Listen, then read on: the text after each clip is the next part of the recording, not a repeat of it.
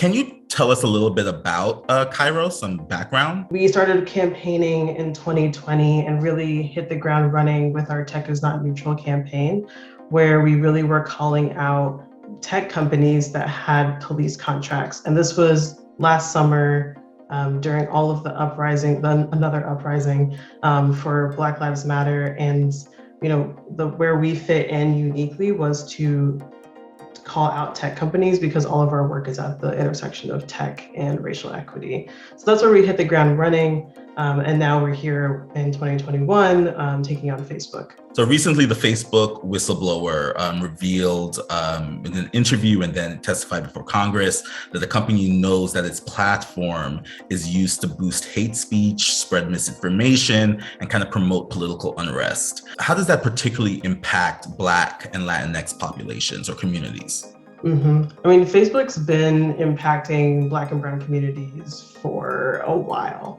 from blocking, activist posts to leaving anti-Black hate speech up, leaving racist hate speech up, and even, what we saw last year around letting COVID and voting disinformation run rampant to a place where, people didn't want to vote or were scared to vote or those sort of things. We saw that in both, presidential elections in the last, 4 years.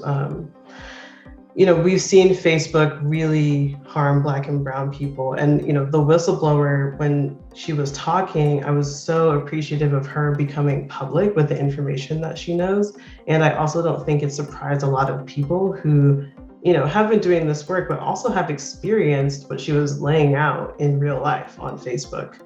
And so what I think Facebook doesn't understand is that their platform just isn't a website.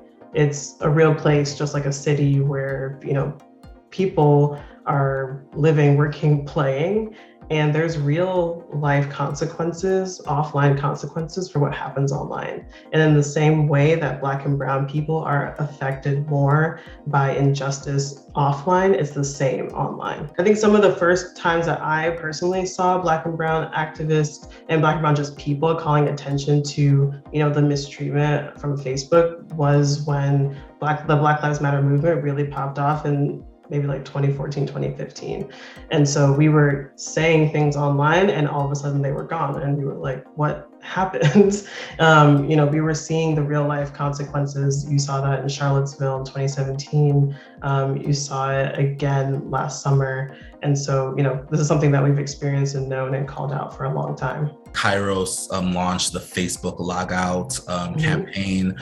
Can you tell the BNC audience what that is and what your organization is aiming to accomplish with the Log Out? What we're doing is getting people to first just take a pledge to log out of Facebook and Instagram with us in November. And so we're not saying delete your account, but we are saying log out with us for 3 days. And what comes afterwards is more organizing and more community building with folks who now know their power as users. And so this is just the beginning. And I hope to see, in 5, 10, 20 years, we have a place online that is actually safe for people. And maybe it started with the Facebook logout.